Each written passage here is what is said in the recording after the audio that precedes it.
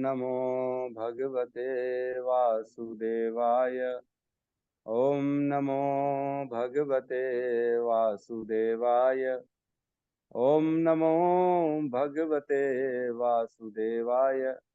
नारायण नमस्कृत्यं नरं चैव नरोत्तमं देवीं सरस्वतीं व्यासं ततो जयमुदीरये। नष्टप्रायेषु अभद्रेषु नित्यं भागवत सेवया भगवती उत्तम श्लोके भक्तिर्भवती नैष्टिकी। कृष्णाय वासुदेवाय देवकी नंदनाय च नंदगोपकुमाराय गोविंदाय नमो नमः। जय श्री कृष्ण चैतन्य प्रभु नित्यानंद श्री अद्वैत गदाधर श्रीवासादि गौर भक्ता वृंद। हरे कृष्णा कृष्णा कृष्णा हरे हरे, हरे राम राम राम हरे हरे। हरे कृष्णा कृष्णा कृष्णा हरे हरे, हरे राम राम राम हरे हरे। हरे कृष्णा कृष्णा कृष्णा हरे हरे, हरे राम राम राम हरे हरे। हरे कृष्णा। तो सबका स्वागत है भागवतम के सत्र में। प्रातःकालीन रोज सुबेरे की तरह हम मिलते हैं, 6 से 7 भागवतम की चर्चा करते हैं। भागवतम भगवान से अभिन्न है ना। भगवान श्री कृष्ण और भागवतम में कोई अंतर नहीं है, ये हमको ध्यान रखना चाहिए। तो रोज सुबेरे हम स्वयं भगवान के साथ अपना समय बिताते हैं। हरि बोल। ठीक है, तो हमने कल लिया 12 नहीं 13 और 14, कौन सा श्लोक लिया? हाँ, 13-14 पन्ने कल श्लोक लिया, राइट। 13-14 को एक बार देख लेते हैं, फिर आगे प्रवेश करते हैं 15 और 16 में। 13-14 कल हमने पढ़ा। 13 में नंबर श्लोक में बताते हैं वर्ण आश्रम का पर्पस क्या है, हम क्यों वर्ण आश्रम को स्वीकार करते हैं, या फिर वर्ण आश्रम का क्या इंपॉर्टेंस है। पर्पस ऑफ वर्ण आश्रम धर्म, अपने अपने वर्ण में अपने अपने आश्रम में हम क्यों रहते हैं और उन कर्मों का उद्देश्य क्या है। तो 13 नंबर में कहते हैं, अतः हे द्विज श्रेष्ठ। द्विज श्रेष्ठ किसको कह रहे हैं? शौनक आदि के ऋषियों को सूत गोस्वामी कह रहे हैं। ठीक है, निष्कर्ष यह निकलता है कि वर्णाश्रम धर्म के अनुसार अपने कर्तव्यों को पूरा करने से जो परम सिद्धि प्राप्त होती है वह है श्री भगवान को प्रसन्न करना, है ना। परम सिद्धि है श्री भगवान की प्रसन्नता। और छोटी मोटी सिद्धियां क्या है? ज्ञान, वैराग्य, ये सब आ जाता है ना, साइड में। ये बाई प्रोडक्ट है भक्ति का, उसके लिए अलग से योग करने की जरूरत नहीं है, ध्यान करने की जरूरत नहीं है, कोई उपासना तपस्या करने की जरूरत नहीं है। ये तो साइड में ऑटोमेटिकली आ जाता है, ज्ञान और वैराग्य। लेकिन मुख्य उद्देश्य क्या है? कृष्ण की प्रसन्नता, जो कि हम प्रसन्न कर सकते हैं अपने अपने वर्ण आश्रम के धर्म के अनुसार अपने कर्तव्यों को पूरा करते करते। और उन कर्तव्यों को कैसे पूरा करना है, ये अगले श्लोक में बताया है कि कैसे वर्णाश्रम में रहते हुए अपने अपने कर्मों के वृत्ति परक कार्य, मीन्स हम अपने जिस भी वृत्ति में है, जो भी स्थिति में है, स्वधर्म है, उसको कैसे करना है, हमारे को कैसे अपने कर्तव्यों को पूरा करना है। तो 14 नंबर श्लोक में बताते हैं, अतः मनुष्यों को एकाग्रचित होकर उन पूर्ण पुरुषोत्तम भगवान के विषय में निरंतर श्रवण कीर्तन स्मरण तथा पूजन करना चाहिए, जो भक्तों के रक्षक है। तो माता जी लोग कह सकती हैं कि हम अपना कैसे धर्म करें। घर का काम होता है, पुत्र पुत्री की सेवा होती है, खाना बनाना, कुकिंग सेवा, किचन सेवा, ये सेवा वो सेवा। तो आप हर सेवा को करिए और करते करते भगवान का स्मरण करिए, है ना। 4 चीजें बताइए, श्रवण कीर्तन स्मरण तथा पूजन, ये 4 करना है। तो जो भी आपको उचित लगे, श्रवण करना है तो श्रवण करिए, स्मरण करना है तो स्मरण करिए।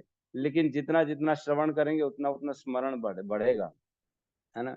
और कम से कम 2 आरती तो कम से कम होनी चाहिए, सुबह और शाम। अगर एकदम ही मुश्किल जा रही है तो कम से कम 1 आरती तो कर ही सकते। और भगवान को प्रसादम तो भोग तो लगाना ही चाहिए, क्योंकि हमारे को सिर्फ प्रसाद ग्रहण करना है ना। भगवान ने कहा है भगवत गीता के 3रे अध्याय के 13वें नंबर श्लोक में, यज्ञ शिष्ट अशीनो मुच्यंते सर्व किल्बिषो भुजंते ते अगम पापा ये पच्यंते आत्म कारणा। जो अपने लिए, अपनी इंद्रिय तृप्ति के लिए खाना खाता है, बनाता है स्वाद के लिए, वो सिर्फ और सिर्फ पाप खाता है। तो हमारे को सिर्फ और सिर्फ पाप नहीं खाना है। जो संत हैं वो मुच्यन्ते किल्बिषु, सारे कल्मशों से बाहर आ जाते हैं अगर वो प्रसाद ग्रहण करते हैं, है ना। सिर्फ प्रसाद खाने से ही भगवत प्राप्ति मिल सकती है। प्रसाद का फुल फॉर्म है प्रभु के साक्षात दर्शन। प्रसाद में और प्रभु की कृपा में कोई अंतर नहीं है। प्रसाद में भेदभाव नहीं करना चाहिए। जैसा प्रसाद मिले उसको भगवान का उचिष्ट समझकर तुरंत जो है हमारे को अपना जो है ना उसको स्वीकार कर लेना चाहिए। प्रसाद खाने मात्र से हम सभी पापों से मुक्त हो जाते हैं। तो प्रसाद का बहुत इंपॉर्टेंस है। ऐसा नहीं कि घर में रहे हैं ठाकुर जी, उनको तो हम सिर्फ ड्राई फ्रूट खिला देते हैं, काजू किशमिश खिला देते हैं, अपने लिए पकवान बनाते हैं, वो क्या खाएंगे इससे ज्यादा। ऐसा नहीं करना चाहिए। जो भी खा रहे हैं, जितना हम खा रहे हैं, जैसे एक व्यक्ति खाता है उतने व्यक्ति का सबसे पहले किचन में जो बनेगा, सबसे पहले ठाकुर जी को भोग लगेगा तुलसी पत्र के साथ। और उसके बाद में वो जो है घंटी बजा के 5 मिनट छोड़ना है। उसके बाद वो भगवान जब उसको स्वीकार कर लेते हैं, उसके बाद उसमें से सारे पाप निकल जाते हैं। फिर हम उसको सारे अपने बाकी के जो है ना खाने में मिला के फिर हम उसको स्वीकार कर सकते हैं। इस प्रकार सभी में श्रवण कीर्तन स्मरण और पूजन ये करना चाहिए। अपने अपने वर्ण अपने अपने आश्रम के अनुसार ये कर्तव्यों को पूरा करना चाहिए।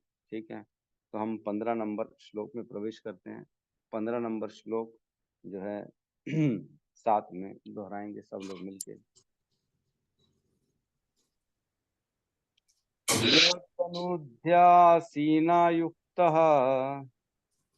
यदनुध्यासीनायुक्तः कर्म ग्रंथि निबंधनम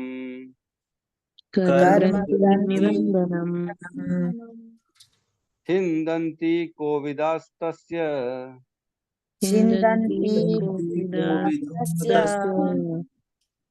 को न कुर्यात् कथारतिम्।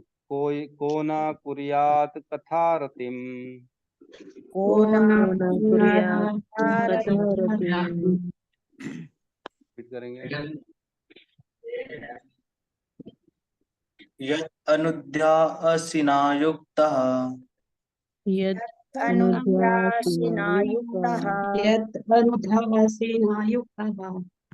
कर्म ग्रंथि निबंधनम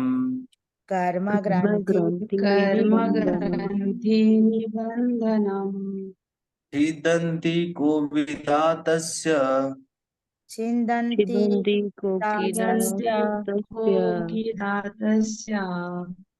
को न कुर्यात् कथारतिम्।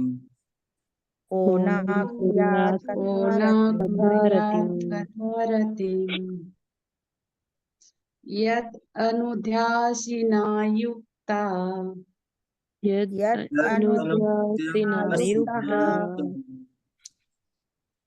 कर्मग्रन्थिं निबन्धनम् छिन्दन्ति कोविदस्य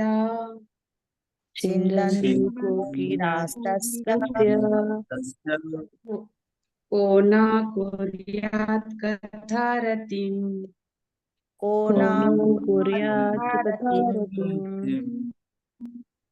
अनुवाद। हाथ में तलवार लिए बुद्धिमान मनुष्य श्री भगवान का स्मरण करते हुए कर्म की बंधी हुई ग्रंथि को काट देता है।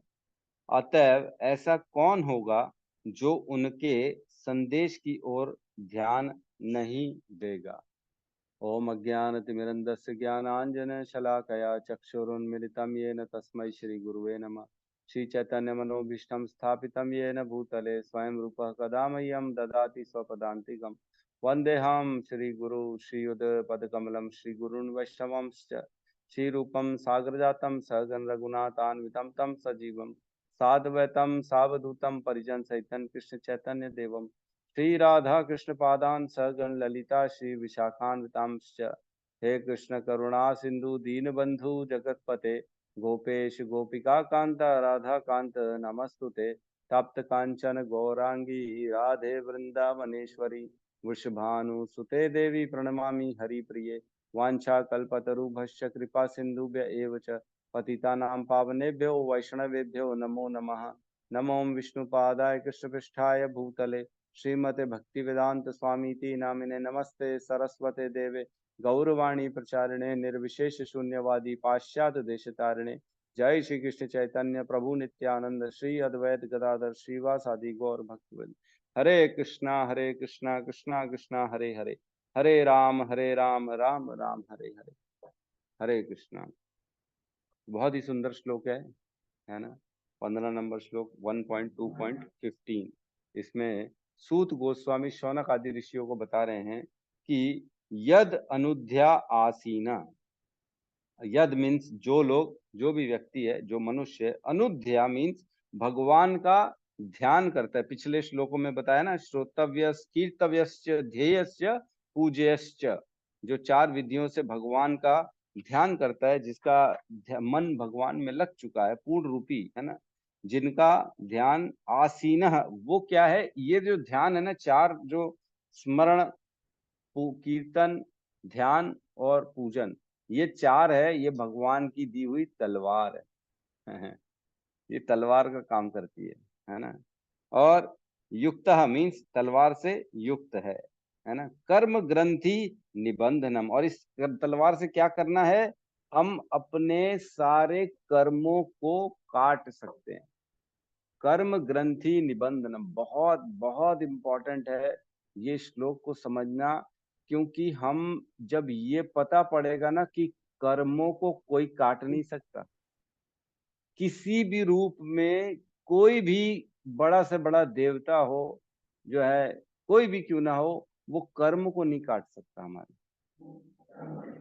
है ना। कभी नहीं सुना होगा कि किसी के जीवन से कर्म कट गया, नहीं कटता। सिर्फ और सिर्फ कृष्ण की, विष्णु की पूजा भक्ति से कर्म कट सकते हैं, अन्यथा किसी में सामर्थ्य नहीं है कि हम कर्म को काट सकें। कोई भी दुर्गा देवी हो, चाहे और ब्रह्मा जी हो, शनि देव हो, गणेश जी हो, सूर्य देव हो, वरुण हो, नवग्रह हो, या कोई और हो, किसी में इतना सामर्थ्य नहीं है कि हमारे कर्मों को काट सके। बहुत इंपॉर्टेंट है। कृष्ण की, विष्णु की, या कृष्ण के जो स्व अंश हैं, नरसिंह देव हैं, वामन है, जो है मत्स्य अवतार हैं, या जो भगवान के जितने भी अवतार हैं, वो ही सक्षम हैं ये कर्म को काटने के लिए। प्रभु श्री राम हैं, यही सब सामर्थ्य है इनके पास, इनकी भक्ति में सामर्थ्य है, इनके नाम में सामर्थ्य है, इनके नाम में इतना बल है कि हम अपने कर्म को काट सकते हैं, है ना। एक श्लोक आता है, अवश्य में भोक्तव्यम कृतम कर्म शुभाशुभम, है ना, कि हमारा न भुक्तम शीयते कर्म कल्प कोटि शतैरपि। मतलब अवश्य में भुक्तव्यम, मतलब अवश्य अवश्य अवश्य, एकदम 100% अवश्य में भोक्तव्यम, हमको भोगना ही पड़ेगा, अवश्य भोगना पड़ेगा। कृतम कर्म शुभाशुभम, जो हमने कर्म किया है शुभ और अशुभ, कृतम कर्म शुभाशुभम, अशुभ और शुभ जो भी हमने कर्म किया है, अवश्य में भोक्तव्यम, उसको भोगना ही पड़ेगा। और क्या कह रहे हैं, न भुक्तम शीयते कर्म, ये कर्म जो है ना, जीरो कब होता है, जब इसको भोगा जाता है। न भोक्तम शीयते कर्म, बिना भोगे कभी भी कर्म शून्य नहीं होता। कर्म का इफेक्ट जो है पाप और पुण्य के रूप में मिलता है। जो भी हम कर्म करते हैं वो हमारे साथ पाप और पुण्य के रूप में हमेशा हमारे साथ रहता है। ऐसा मान के चलो, हमारे पीछे बैग है, बैग में जैसे ऐसे तोड़ते हैं ना, पत्ते तोड़ के डाल देते हैं पीछे, हम देखते हैं चाय पत्ती में कई ऐड आती थी पहले, टाटा टी, ऐसे पीछे बैग बना रहता था, तोड़ तोड़ के डाल देते। वैसे ही हम जो भी कर्म करते हैं ना, वो अपने बैग में डालते जाते, और वो पड़े रहते हैं हमारे साथ, वो हमें इफेक्ट देते हैं। कब, आगे बता रहे हैं, न बूंद न भूंगते शियते कर्म कल्प कोटि शतैरपि, कल्प कोटि शतैर अपि। कल्प का मतलब हम जानते हैं कि ब्रह्मा जी के एक दिन को कल्प कहते हैं, और कोटि मतलब 1000, है ना, और शतैर अपि, शतैर अपि मतलब 100, ऐसे कई 100 1000 कल्प निकल जाएंगे, तब तक कर्म शून्य नहीं होगा। मतलब ब्रह्मा जी के 1000 कल्प, 100,000 कल्प ऐसे निकल जाएंगे, मतलब लाख कल्प कल्प भी निकल जाएंगे ना, तो भी वो कर्म शून्य नहीं होगा। तो एक कल्प में मैं बता दूं कितना समय होता है। एक कल्प में 1000 चतुर्युगी का समय होता है ब्रह्मा जी के एक कल्प में। एक कल्प में 1000 चतुर्युगी मतलब 1000, एक चतुर्युगी मतलब 43,20,000 साल। ये एक चतुर्युगी है, इंटू 1000 कर दो, ये हो गया एक कल्प। और ऐसे लाख कल्प भी निकल जाएंगे तो भी कर्म शून्य नहीं होगा जब तक उसको भोगा नहीं जाएगा। ये है श्लोक का अर्थ। और यहाँ क्या कह रहे हैं, मात्र भगवान का स्मरण करने से, भगवान का श्रवण करने से, कीर्तन करने से, पूजन करने से भगवान हाथ में तलवार देते हैं जिससे हम अपने कर्मों की ग्रंथि को काट सकते हैं। एक चीज याद रखिएगा, कर्म कैसे भोगा जाता है। कर्म हमेशा हमारे शरीर से निकलता है, हमारे को दुख पीड़ा मानसिक तकलीफ दे के कर्म निकलता है। जो भी हम पाप करते हैं वो हमको शारीरिक तकलीफ देगा या मानसिक तनाव देगा, और जिससे दुख मिलेगा उस दुख से वो पाप जो है शून्य होता है। और पुण्य कैसे शून्य होता है, पुण्य हमको सुख प्रदान करता है, खुशी प्रदान करेगा, लग्जरी प्रदान करेगा, धन संपत्ति देगा, मान सम्मान देगा, ऐसे पुण्य शून्य होता है। और पाप शून्य होता है, तकलीफ पीड़ा बीमारी वृद्धा जैसा मानसिक तनाव, पारिवारिक तनाव, सामाजिक तनाव, बहुत तकलीफ दुख देके पाप जाता है शरीर। तो बेसिकली वो दोनों को हमको बहुत तकलीफ से भोगना पड़ेगा, शून्य करने के लिए भोगना पड़ेगा। लेकिन भगवान का मात्र स्मरण करने से, मात्र श्रवण करने से, मात्र कीर्तन करने से, मात्र पूजन करने से वो कर्म शून्य हो जाएगा। है कि नहीं? इंटेलिजेंट रास्ता है, शॉर्टकट रास्ता है। क्यों हम लोग गए थे केदारनाथ, इतना मुश्किल से चढ़े थे। क्यों अखिल आत्मा प्रभु, कितना मुश्किल था चढ़ना, बाप रे बाप। एक बार चढ़ लिए फिर हाथ जोड़ लिए भाई, हिम्मत नहीं बची अब दोबारा चढ़ने की हमारे अंदर, अब नहीं आएंगे। वहीं से ही धन्यवाद। लेकिन अगर कोई फ्री में हमको हेलीकॉप्टर की टिकट दे तो क्या तकलीफ, हेलीकॉप्टर में बैठो 5 मिनट में ऊपर पहुंच जाओ, तकलीफ तो नहीं सहनी पड़ेगी।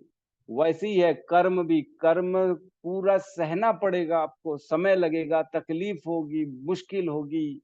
लेकिन मात्र स्मरण करने से, श्रवण करने से, नाम जप करने से हम उसको पार कर सकते हैं, उसको भोगना नहीं पड़ेगा।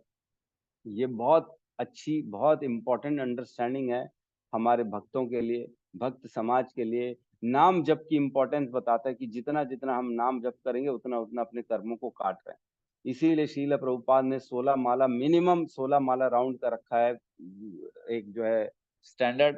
और 4 नियम, पाप नहीं करने अपने जीवन में, no meat eating, no illicit sex, no gambling, no intoxication. जो ये पालन करेगा वो अपने जीवन में कर्मों को डेली तलवार से काट रहा है, लड़ाई कर रहा है। जैसे योद्धा होते हैं, जैसे योद्धा होते हैं ना, वैसे जो है योद्धा जो है, सैनिक जो होते हैं वो लड़ते रहते हैं जोर से, मारते हैं अपने जो है दुश्मनों को, निकलता है डेली, सैनिक निकलता है, मारता है युद्ध में, अनेक अनेकों को मारता है। वैसे ही हम डेली सुबह निकलते हैं, डेली अपनी माला लेते हैं और अनेक अनेक कर्मों की ग्रंथियों को काटते जाते, काटते जाते, काटते जाते, काटते जाते, भयंकर काटते हैं। बहुत सारे भक्त अपने कर्मों को काटते हैं। आगे क्या कहते हैं, छिंदंती कोविदा तस्य, काटता है बुद्धिमान व्यक्ति उनको, किनको, कौन न कुर्यात कथा रतिम, तो क्यों नहीं कृष्ण की कथा में रति उत्पन्न करेगा, है ना। अतएव ऐसा कौन होगा जो उनके संदेश की ओर ध्यान नहीं देगा, ऐसा कौन बेवकूफ होगा। बुद्धिमान व्यक्ति तो हाथ में तलवार लिए बैठा है, काटे जा रहा है, तो कौन बेवकूफ होगा जो नहीं काटेगा। मात्र जिसके बोलने से, खाली मुख से भगवान का नाम निकालने से कर्म कट रहा है, तो कौन व्यक्ति होगा जो बुखार को बुलाएगा, जो अपनी हड्डी टूटवाएगा, जो अपने बीमारी को बुलाएगा, अपने जो है मानसिक तनाव को बुलाएगा, फाइनेंशियल प्रॉब्लम को बुलाएगा। कौन होगा जो सोशल प्रॉब्लम को बुलाएगा। या तो सोशल प्रॉब्लम, फाइनेंशियल प्रॉब्लम, शारीरिक प्रॉब्लम को फेस करो, या तो भगवान का नाम ले लो। दो चॉइस है केवल, और कोई चॉइस नहीं। कौन है ऐसा बेवकूफ? मतलब यहाँ पे बोल रहे हैं जो नाम जप नहीं कर रहा है, जो भगवान का स्मरण नहीं कर रहा है, वो बेवकूफ है, मूढ़ है। मूढ़ा माम अभी न नाम ना प्रका न अहम प्रकाश सर्वस्य योग माया समावृता मूढ़ो अयम ना अभिजानाति लोको मम अजम अव्यय। मूर्ख व्यक्ति है जो मेरे प्रति इंटरेस्ट नहीं रखता, मूर्ख है। मूढ़ो अयम ना अभिजानाति, उसको पता ही नहीं पड़ेगा मैं कौन हूँ। लोको मम अजम अव्ययम, मैं इन सारे लोगों का स्वामी हूँ। तो तलवार क्या है हमारे पास? श्रवण कीर्तन स्मरण और पूजन, पिछले श्लोक में हमने पढ़ा। और भक्ति रहित कर्म केवल श्रम है, हमने पढ़ा 1.2.8 है ना। 1.2.8 में सुखदेव गोस्वामी कहते हैं, धर्म स्वनिष्ठ पुंसाम विश्वक्सेन कथासु यह ना उत्पादयति रतम रतिम श्रम एव ही केवलम। मतलब मनुष्य द्वारा अपने अनुसार संपन्न की गई वृत्तियां यदि भगवान के संदेश के प्रति आकर्षण उत्पन्न नहीं करती हैं तो वे निरी व्यर्थ का श्रम होती है। तो व्यर्थ का श्रम करेंगे अगर भगवान के प्रति अपने कर्मों को समर्पित नहीं करेंगे, उनका स्मरण नहीं करेंगे, उनका ध्यान नहीं करेंगे, उनकी पूजन नहीं करेंगे। बहुत इंपॉर्टेंट श्लोक है।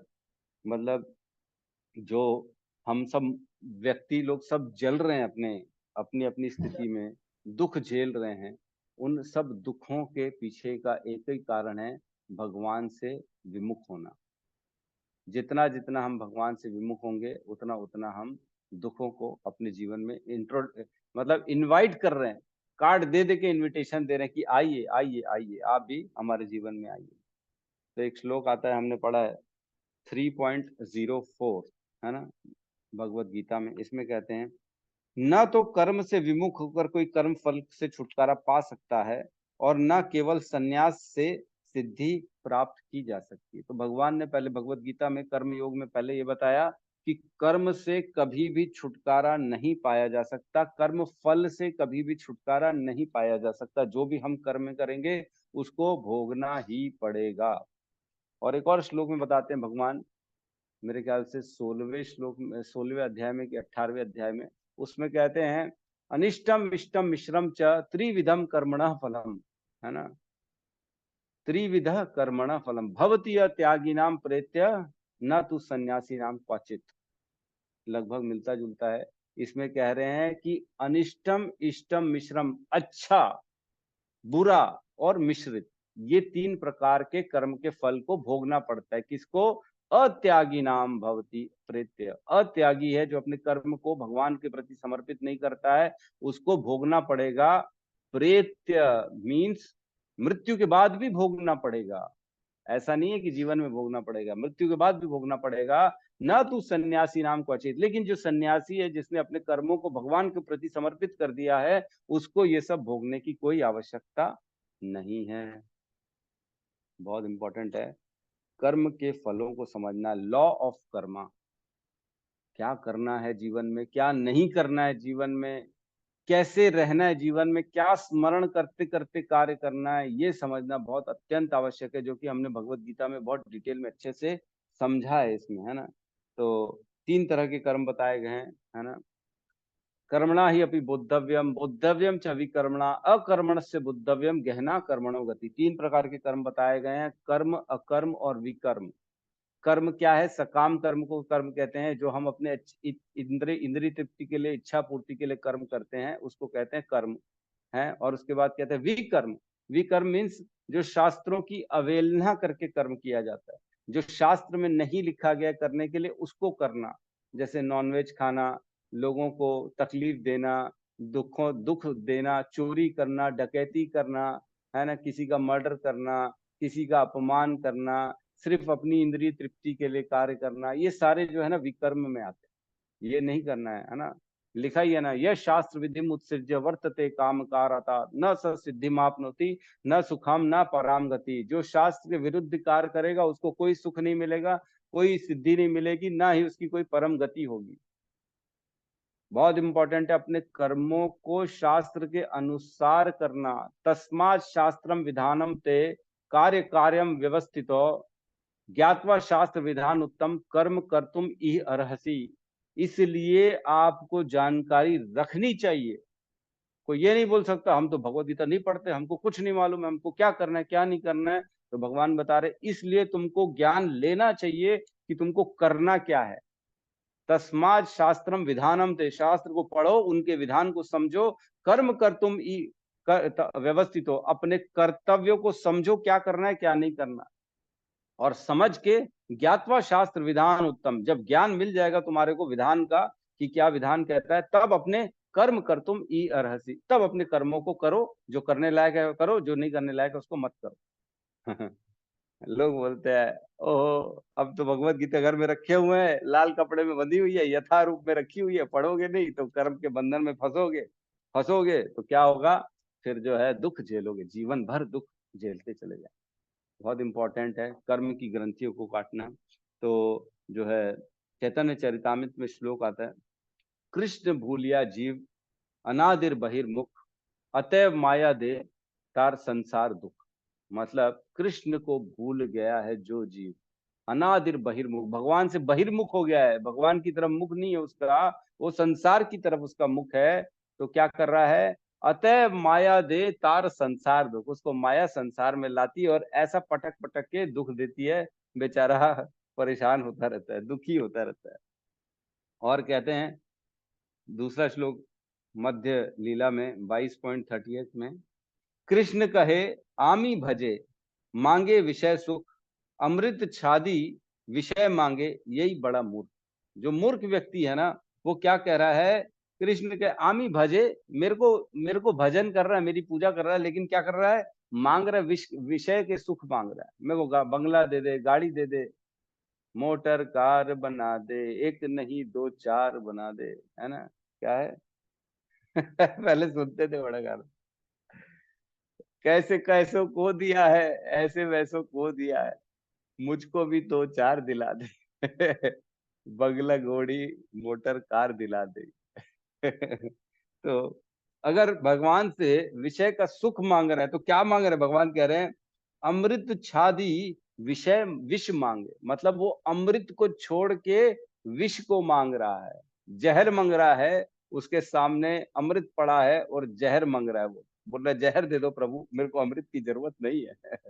विषय मांग रहा है, विषय सुख मांग रहा है, यही बड़ा मूर्ख, ये बड़े मूर्ख व्यक्ति है, इनको समझ में नहीं आता क्या करना।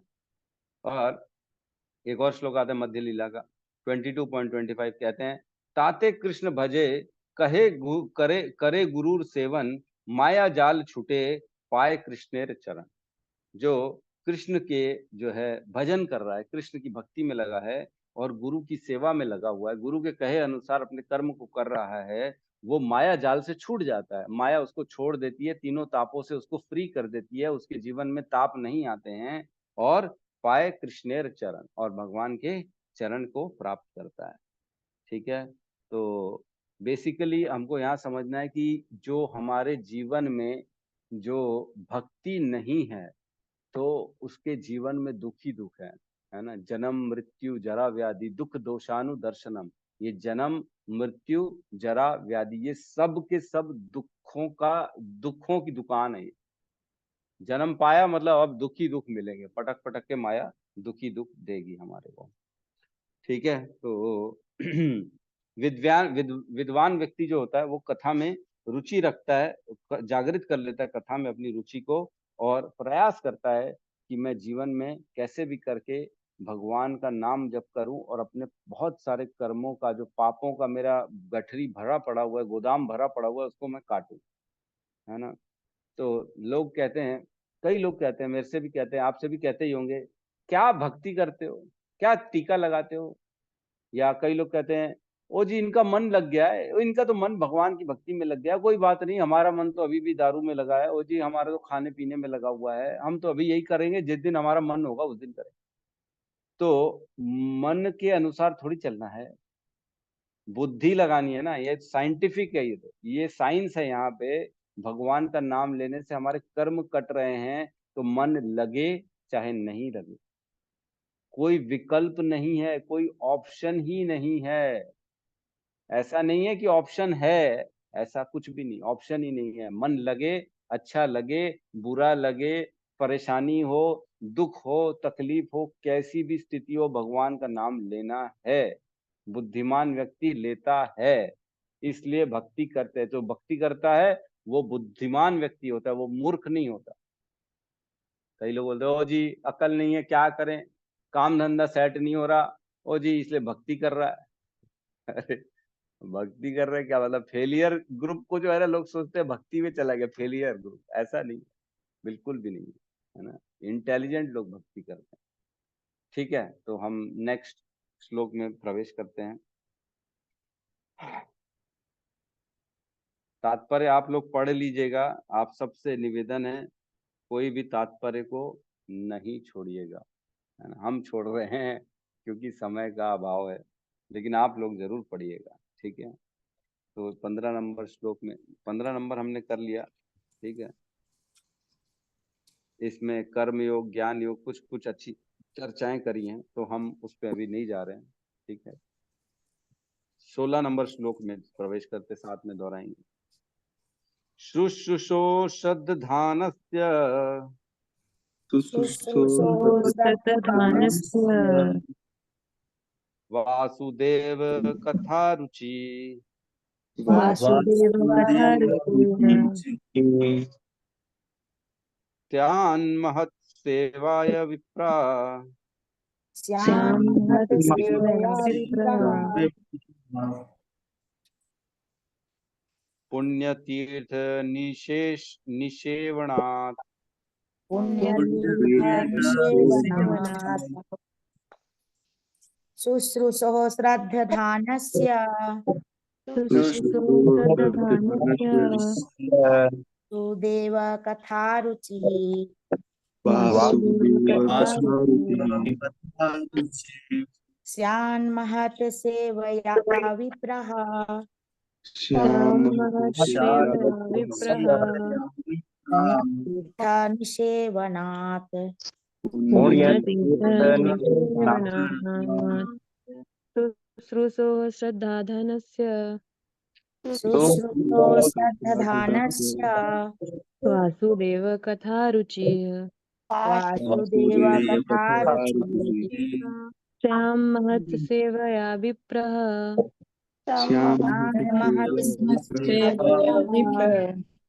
पुण्यतीर्थनिसेवनात् पुण्यतीर्थनिषेवनात्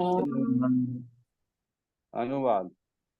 हे द्विजों, जो भक्त समस्त पापों से पूर्ण रूप से मुक्त है, उनकी सेवा करने से महान सेवा हो जाती है।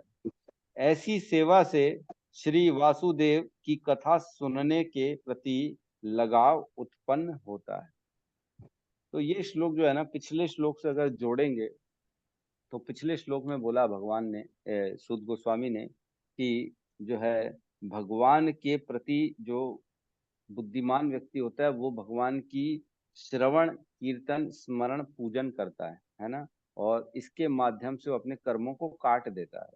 तो लेकिन अगर सपोज करो कोई वर्ण आश्रम में है और उसका इंटरेस्ट श्रवण कीर्तन में नहीं है, पूजन में नहीं है ना, जैसे हमने कल परसों भी चर्चा करी थी, अगर कोई माली है सपोज करो, है ना, माली है, उसको बोलोगे यार तुम बैठो और हमारे साथ हरे कृष्णा कृष्णा कृष्णा हरे हरे, हरे राम राम राम हरे हरे, इसका अपन आज मंडली बनाते हैं और कीर्तन करते हैं, बोलेगा नहीं नहीं ये मेरे से नहीं हो पाएगा, है ना। वो बोलेगा ये काम मेरे से नहीं होगा, तो क्या करूंगा, बोले वो मैं प्रभु जी मैं तो गार्डन में जाता हूँ, मैं अपनी सेवा कर लेता हूँ। तो सबका श्रवण कीर्तन के प्रति इंटरेस्ट नहीं बन पाता, है ना। क्यों नहीं बन पाता? क्योंकि उनका स्वभाव वैसा है ना। तो अब यहाँ पे कह रहे हैं कि श्रवण के प्रति इंटरेस्ट कैसे बनेगा, कैसे बढ़ेगा, उसका प्रोसेस बता रहे हैं यहाँ पे, है ना। जिसका इंटरेस्ट नहीं है उसका इंटरेस्ट बढ़ाने के लिए उसको क्या करना चाहिए। जैसे मालूम है, अब मिल गया, अपने ज्ञान मिल गया कि मेरे को भगवान का स्मरण पूजन कीर्तन श्रवण करना है, लेकिन इंटरेस्ट नहीं आ रहा, अब क्या करूं प्रभु जी, बैठ ही नहीं पाता हूँ, 15 मिनट से ज्यादा सुन नहीं पाता हूँ प्रभु जी, प्रॉब्लम होती है प्रभु जी, मैं नहीं आ पाता हूँ, मेरा इंटरेस्ट नहीं बन पाता, मैं क्या करूँ, मेरे को सोने में इंटरेस्ट आ जाता है, मैं क्या करूँ। तो ऐसे व्यक्तियों के लिए बता रहे हैं कि इंटरेस्ट को कैसे बढ़ाया जाए, कि इंटरेस्ट को कैसे बनाया जाए, वहां पे बता रहे हैं, है ना। तो क्या है, शुश्रूषो श्रद्धानस्य, जो श्रवण में व्यस्त श्रद्धा पूर्वक वासुदेव की कथा, मतलब मैं इसको आपको समझा रहा हूँ, इसमें ना थोड़ी सी गहराई से समझना पड़ेगा कि श्रद्धा उत्पन्न करने के लिए हमको शुद्ध भक्तों की सेवा में लगना है ना। इसमें कहा गया है महत सेवया, मतलब जो भगवान के मुक्त, भगवान के शुद्ध भक्त हैं, उनके आशीर्वाद के द्वारा स्यात् संभव बन जाता है क्या, शुश्रूषो श्रद्धान से वासुदेव, वासुदेव में श्रद्धा और उनके प्रति जो है सुनने में जो है आकर्षण, वो कब बनेगा, जब आप किसी महत सेवया विप्र, जो कोई बड़ा शुद्ध भक्त है, जो विप्र है, जो बड़ा सेवक है, उसकी बड़े शुद्ध भक्त की सेवा करें। विप्र मीन्स हे द्विजगण, हे शौनक आदि ऋषि, पुण्य तीर्थ भक्त निषेवणात्, मतलब जो शुद्ध भक्त होता है वो जो है समस्त पापों से शुद्ध करता है, और आपके प्रति जो है ना, आपकी जो है आपके इंटरेस्ट खुद ब खुद स्वतः हृदय में भगवान के प्रति उत्पन्न हो जाएगा। मतलब भगवान को प्राप्त करने के लिए, भगवान के लिए दिल से सेवा करने के लिए, भगवान के शुद्ध भक्त की सेवा करनी पड़ेगी। बगैर सेवा किए, बगैर भगवान के शुद्ध भक्त की कृपा मिले, हमारा भगवान में इंटरेस्ट नहीं बन सकता, या कम बनेगा, या इतना नहीं बनेगा। तो अपना इंटरेस्ट बनाने के लिए, इंटरेस्ट कथा में भगवान की रुचि लगाने के लिए, हमको किसी शुद्ध भक्त को पकड़ना पड़ेगा, जो शुद्ध भक्त है उसकी सेवा करनी पड़ेगी, ये बता रहे हैं, है ना। तो यहाँ से 16 नंबर श्लोक से 5 श्लोक जो हैं वो हमको बताएंगे भक्ति में प्रोग्रेस कैसी करनी है ना। यहाँ पे हम चर्चा करेंगे भक्ति में प्रोग्रेस की। तो इस श्लोक में 2 प्रकार के लोग बताए गए हैं, देवी और आसुरी। देखो एक चीज समझो, हिरण्यकश्यपु ने भी ब्रह्मा जी की तपस्या करी थी, लेकिन वो असुर है। लेकिन ब्रह्मा जी कौन है, ब्रह्मा जी तो इस संसार के सृष्टिकर्ता हैं। तो क्या ब्रह्मा जी का पूजा करके व्यक्ति असुर हो जाता है क्या? आज भी हम देखते हैं अनेक अनेक देवताओं की लोग पूजा कर रहे हैं।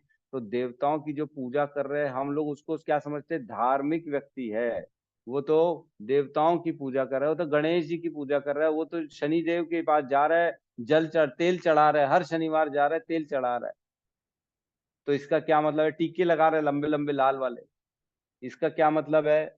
अरे जी वो तो धार्मिक व्यक्ति है। तो हिरण्यकश्यपु ने 36,000 साल किया था तपस्या, तो ब्रह्मा जी की तो क्या वो भी जो है धार्मिक व्यक्ति है? हमको समझना पड़ेगा, धार्मिक, रिलीजियस और स्पिरिचुअल में, दोनों में जमीन आसमान का फर्क है ना।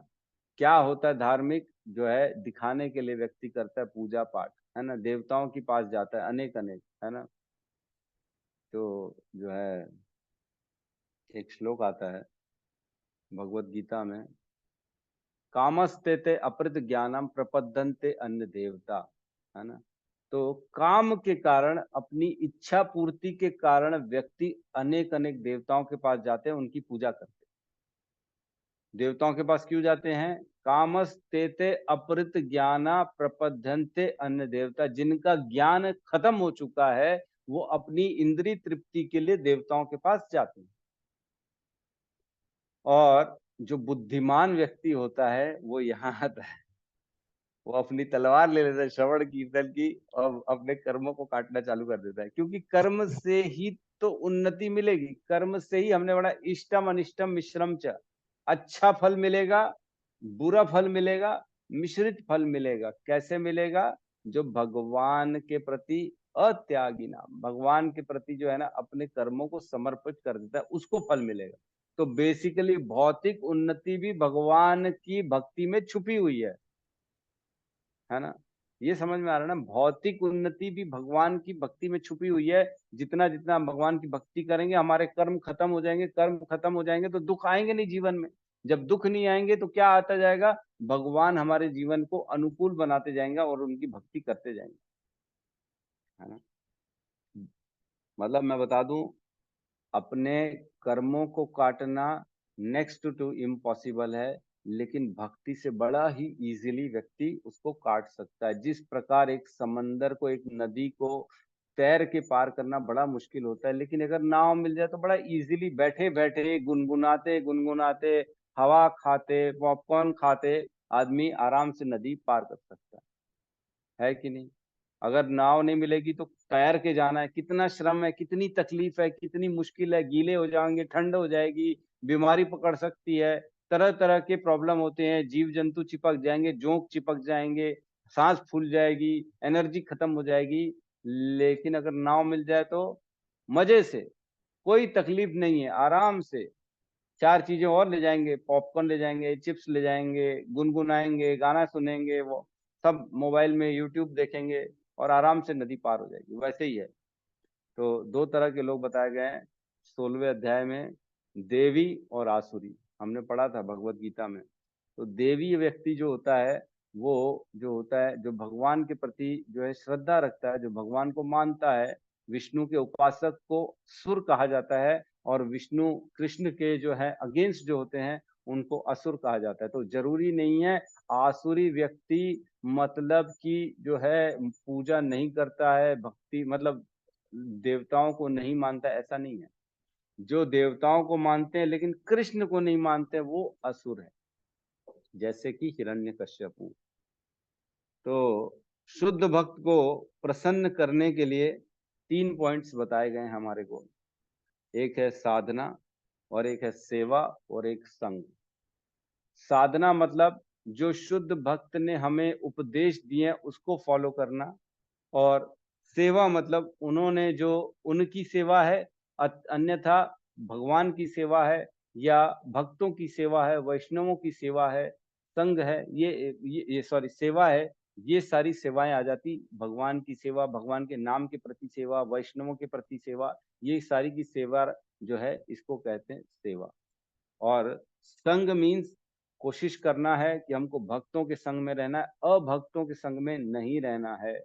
जितने भी भौतिकवादी व्यक्ति रहेंगे उनका संग करेंगे तो वैसी हो जाएंगे। जैसा रहेगा संग वैसा रहेगा ढंग, है ना, वैसा चढ़ेगा रंग। तो वैसी ढंग हमारा बन जाएगा, हमारा व्यवहार भी वैसा हो जाएगा। प्रभुपाद कहते थे, you tell me about your friends, I will tell you about you. तुम मुझे अपने दोस्तों के बारे में बताओ, मैं तुम्हें तुम्हारे बारे में बता दूं। क्यों? क्योंकि तुम जैसे लोगों का संग करोगे वैसे ही तुम भी हो, है कि नहीं? तो भक्ति कैसे उत्पन्न होती है? तो शुरू में श्रद्धा नहीं रहती है। जैसे अगर मैं अपना ही केस करूं, मैं अपनी बात करूं, तो मैं 2019 में टच में आया इस्कॉन के। कुछ मैंने वीडियोस देखे यूट्यूब में, हिज ग्रेस प्रशांत मुकुंद प्रभु जी के। तो मेरे को शुरू में तो श्रद्धा नहीं थी, मेरा कोई इंटरेस्ट नहीं था कृष्ण के प्रति।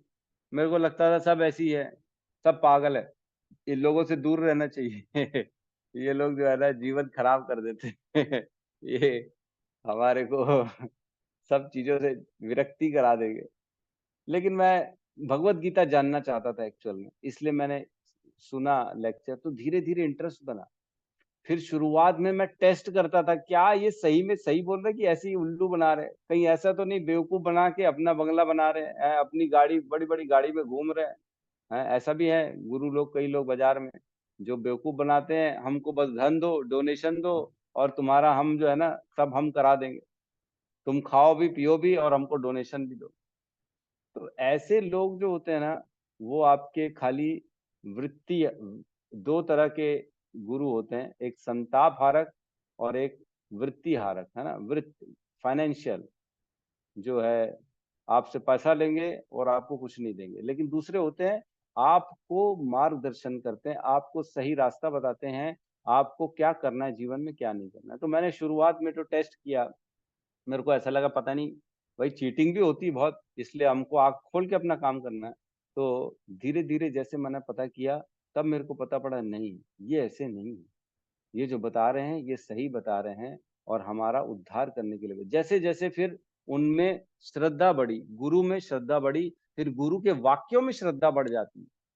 नहीं, जो ये कह रहे एकदम सही कह रहे, मेरे को इसको फॉलो करना। ऐसा होता है, धीरे धीरे ऐसे श्रद्धा वो धीरे धीरे बताते हैं, नहीं कृष्ण के बारे में सुनो, कृष्ण की कथा सुनो, कृष्ण के बारे में पढ़ो, कृष्ण की चर्चा करो, कृष्ण का ज्ञान मिलता है। तो धीरे धीरे हमारा कृष्ण में, कथाओं में इंटरेस्ट बढ़ जाता है। तो कथा में श्रद्धा नहीं रहे, भगवान के प्रति समर्पण न रहे, तो क्या करना है, किसी शुद्ध भक्त को पकड़ना है और उसका संग करना है और उसकी सेवा में लगना है और उसके बताए हुए मार्गदर्शन में आगे बढ़ना है।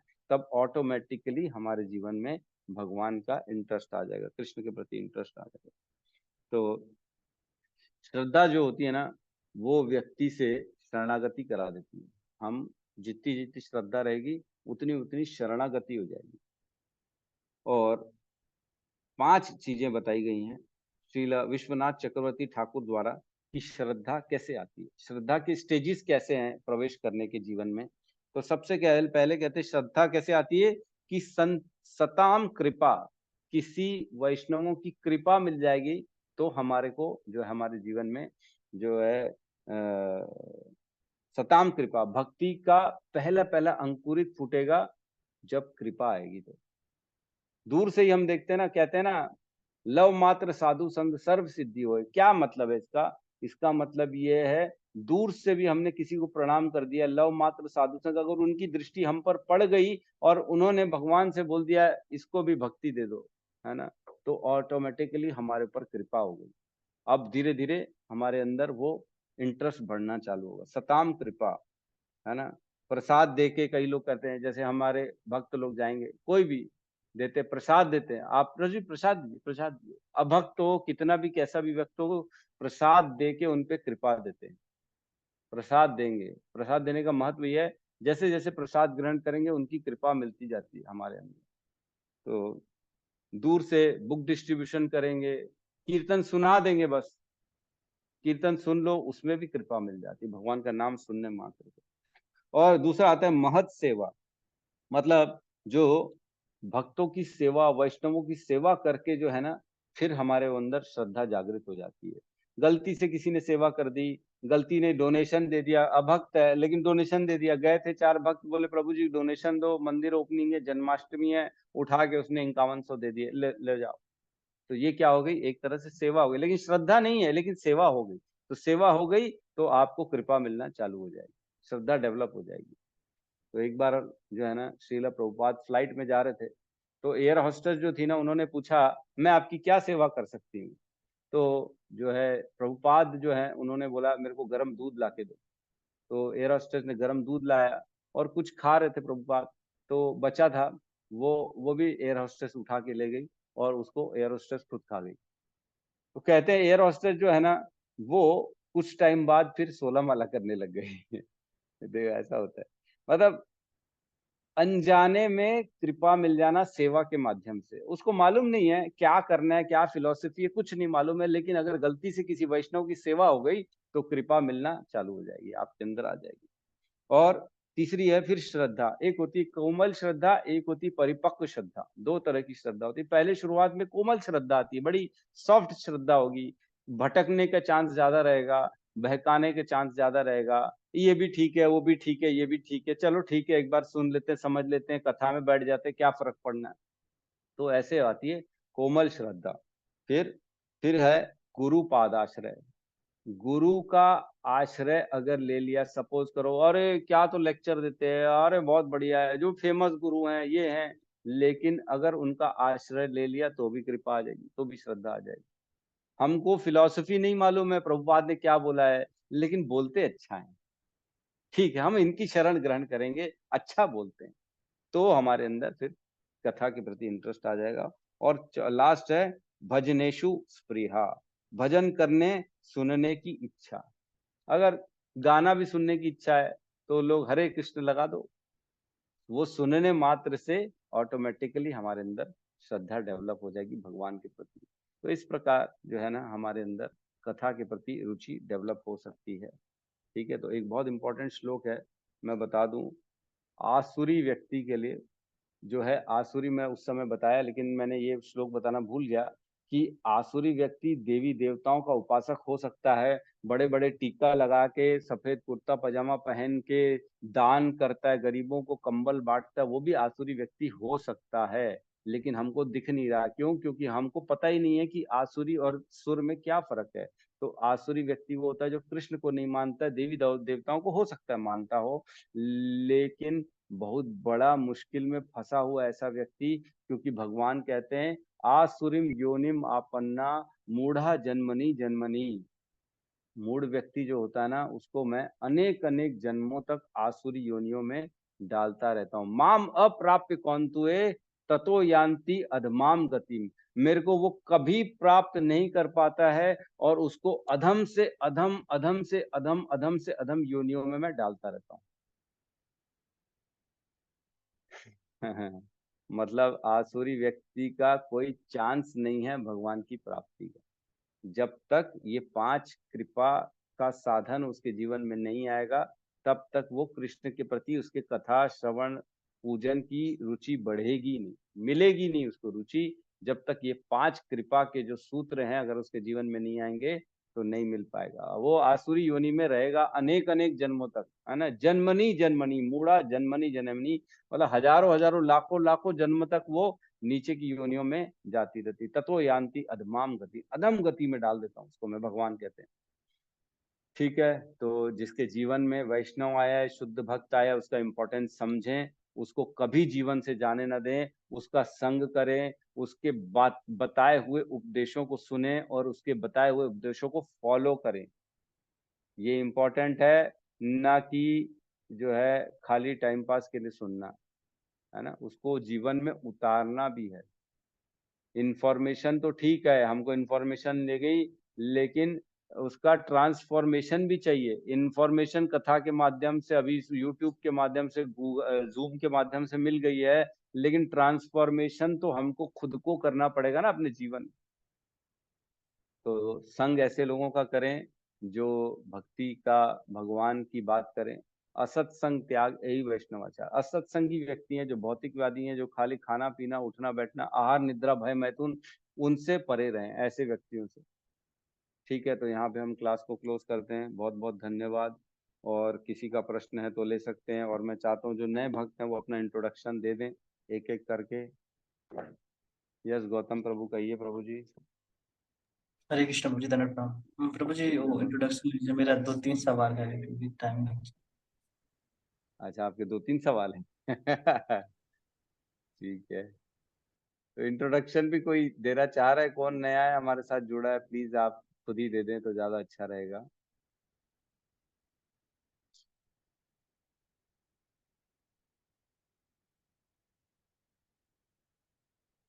हरे कृष्णा प्रभु जी। हरे कृष्णा, कहिए। गौर चैतन्य प्रभु जी की जय हो। हरे कृष्णा प्रभु जी, दंडवत जय हो। प्रणाम। मेरी आवाज आ रही है प्रभु जी? हाँ प्रभु जी, आ रही है। हाँ, एक्चुअली ना प्रभु जी, मैं जो जहाँ पे रह रहा हूँ अपने हॉस्टल में, वहाँ पे नेटवर्क इशू रहता है, इसलिए मैं वीडियो ऑन नहीं कर पाता ज्यादातर। कोई बात मैं नहीं। इस्कॉन जगदलपुर से हूँ प्रभु जी। हिज ग्रेस वेदव्यास प्रभु जी मेरे फेलिसिटेटर है। उनके हाँ, बहुत बढ़िया। उनके मार्गदर्शन में मैं भक्ति कर रहा हूँ, और हिज ग्रेस तमाल कृष्ण प्रभु जी मेरे काउंसलर है। अभी रिसेंटली रामनवमी को मेरी दीक्षा हुई थी आपके साथ। हरि बोल, हरि हाँ, बोल। और मैं रिसेंटली लास्ट 2-3 हफ्ते से आपकी क्लासेस रेगुलरली ज्वाइन कर रहा हूँ। ज़्यादातर टाइम जब मैं जगदलपुर में रहता हूँ, 6 बजे मंगल आरती होती है प्रभु जी, तो मैं क्लासेस रिकॉर्डिंग सुन लेता हूँ आपकी। और डेली जब भी मैं आपका लेक्चर सुनता हूँ प्रभु जी, इवन आज मैं जब भी नोट्स बनाता हूँ, तो ऐसा लगता है कि आपके थ्रू प्रभुपाद रोज मुझे कुछ नया बता रहे हैं। हरि इसलिए बोल, हरि बोल। मैं अभी मेरे प्रैक्टिकल्स चल रहे हैं, मतलब डू टू लिस्ट ऐसी एकदम कॉम्प्लिकेटेड रहती है कि कहीं कुछ टाइम नहीं रहता। लेकिन मैं सुबह कैसे भी टाइम निकाल कर आपकी क्लास 1 घंटे अटेंड कर ही लेता हूँ। और उस क्लास अटेंड करने के चक्कर में मेरे स्टडीज भी बहुत अच्छी हो रही है, क्योंकि मैं हर जगह का टाइम कट करके सिर्फ आपकी क्लास के लिए 1 घंटा निकालता हूँ दिन में। एकदम बहुत अनडेविएटेडली सुनता हूँ प्रभु जी आपको। और ऐसा मुझे ब्लेसिंग्स दीजिए कि नाम रुचि बढ़े, और वैष्णवों की सेवा कर पाऊँ, और अपने हायरार्की सिस्टम से निष्ठा बनी रहे। हरे कृष्णा बोल, प्रभु जी, भगवान दंडवत प्रणाम। बिल्कुल दंडवत प्रणाम। प्रभुपाद आपके ऊपर कृपा करेंगे, बिल्कुल करेंगे। यही हमारी जो है याचना है, यही प्रार्थना है। भक्ति में आप आगे बढ़िए। धन्यवाद, बहुत बहुत धन्यवाद। यस कबीर प्रभु, आप बताइए प्लीज अपने बारे में। प्रभु जी दंडवत प्रणाम। दंडवत प्रणाम प्रभु जी। मेरा नाम है कोमल दास विश्वकर्मा प्रभु जी, अच्छा, और मैं यहीं कॉलोनी कुशालपुर से हूँ। डिजिटल तरीके से मैं अभी इस्कॉन में अटैच हूँ। 1 या 2 बार मेरा हुआ है आगमन अपने सेंटर में, सुंदर नगर वाले में। अच्छा। कोशिश कर रहा हूँ प्रभु जी अटैच होने का पूर्ण तरीके से, 1000% हो जाऊँ ऐसा लगता है।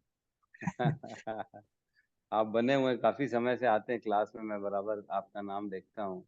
कबीर जी, जी, तो कबीर आपका नाम है कि नहीं? है वो भी है और कोमल दास भी है। अच्छा, तो कमल दास जी है, ठीक है। चलो बहुत अच्छा लगा। माला वाला कर रहे हैं कि नहीं कर रहे हैं? ये फिलहाल बिना माला के जप करता हूँ। अच्छा, माला के साथ करिए ना, संख्या रूपी जप जरूरी है। जी जी प्रभु जी, मेरा बहुत कुछ बहुत क्वेश्चन। क्वेश्चन कर लेते हैं अपन, चलेगा? एक ही क्वेश्चन बता दीजिए, ये 5 हाँ, कृपा के सूत्र बता दीजिए। अभी जो मैंने अभी बताया आपको, हाँ पहले लिखा है सताम सेवा, जो है भगवान के शुद्ध भक्तों की सेवा करना, है ना। जी दूसरा है, नहीं सॉरी, सताम कृपा, पहली है उनकी कृपा मिल जाना, है ना, कैसे भी करके कृपा मिल जाना। दूसरी यह है जी महत सेवा, मीन्स भगवान के शुद्ध भक्तों की सेवा करके, ये नहीं मालूम है कि ये शुद्ध भक्त है, ये है, किसी भी कारणवश से गलती से ही सेवा हो गई तो भी वो कृपा मिल जाती है हमारे अंदर, वो भगवान के प्रति रुचि बढ़ जाती है। और तीसरी है श्रद्धा, जो कि कोमल श्रद्धा है, सुन लिए, ओहो ठीक बोलते हैं, इनको ही सुनते हैं, ये बेटर है। लेकिन पता लगा वो बेचारे शुद्ध भक्त हैं, आपने तो अपने मजे के लिए सुन लिया, लेकिन वो बहुत शुद्ध भक्त है, तो उनकी सुनने मात्र से आपकी जो कोमल श्रद्धा है वो परिपक्व श्रद्धा में बदल जाती है। और है गुरु पादाश्रय, किसी का आश्रय ले लिए, वैष्णव सेवा, किसी भी बहुत शुद्ध भक्त का आश्रय ले लिए, मालूम नहीं था कि भक्ति करानी है कि नहीं करानी है, क्या करना है जीवन में, कुछ नहीं मालूम, लेकिन ठीक है, ये मेरे को मेरे दोस्त ने लिया ना, तो मैं भी उसी को गुरु मानूंगा, अब वो जो बोलेंगे वो मानूंगा, तो ऐसे में भी कृपा आ जाती है हमारे पास। और भजनेशु स्प्रिया, गलती से किसी का भजन कर लिया, हरे कृष्ण महामंत्र के टीवी में लगा लिया, और हम जैसे एक मैं जनरली कोशिश करता हूँ कि भगवान का जो हरे कृष्ण महामंत्र का कीर्तन चलता रहे, कार में जब भी जाऊंगा वही चलाऊंगा, तो मेरे साथ जो बैठेगा उसको मजबूरी में सुनना ही पड़ेगा, तो वो मजबूरी में भी सुनेगा, तो धीरे धीरे उसको कृपा मिलना चालू हो जाएगी। तो भजन स्प्रिया, ऐसे ये 5 चीजें हैं जिससे हमारे अंदर भक्ति में, भगवान की कथा में रुचि डेवलप हो सकती है। बहुत बहुत धन्यवाद प्रभु। धन्यवाद। हरे बोल, हरे कृष्णा। हरे कृष्णा प्रभु जी, हरे कृष्णा। दंडवत प्रणाम। हरे कृष्णा प्रभु जी, दंडवत प्रणाम। प्रणाम प्रभु जी, आप प्रभु जी पहली बार ही लिख मैं, रहे हैं? हाँ गुंडर देश हूँ, मैं 16 माला करता हूँ, दुर्ग इस्कॉन हरि से जुड़ा बोल, हूँ। हरि बोल। प्रभु जी आप भगवान से प्रार्थना करना कि मैं शुद्ध भक्त बन जाऊं। प्याज लहसुन छोड़ दिया हूं वैसे। अच्छा, हरि बोल। तो अखिल आत्म प्रभु के जो है आप साथी होंगे पक्का। हाँ हाँ, साथी हूँ उनका। गुंडर दी के हमारे वही तो है। ठीक है, बहुत अच्छा, बिल्कुल जुड़े बने रहिए हमारे साथ। और मेन तो है उनकी सुनना, जितना जितना सुनेंगे उतना उतना ऑटोमेटिकली श्रद्धा भक्ति बढ़ती चली उनकी जाएगी। संगति से शुद्ध भक्ति मिला है मेरे को। हाँ बिल्कुल बिल्कुल, भक्तों का संग जरूरी है, शुद्ध भक्तों का संग करेंगे तो आप भी शुद्ध हो जाएंगे धीरे धीरे, आपको भी ज्ञान मिल जाएगा, है ना। बिल्कुल बने रहिए हमारे साथ, है ना। कल से डेली जुड़ूंगा मैं क्लास में। बिल्कुल, बहुत बहुत बहुत अच्छा लगेगा आपको, जुड़िए। जी प्रभु और जी। कोई? हरे बोल, हरे कृष्णा।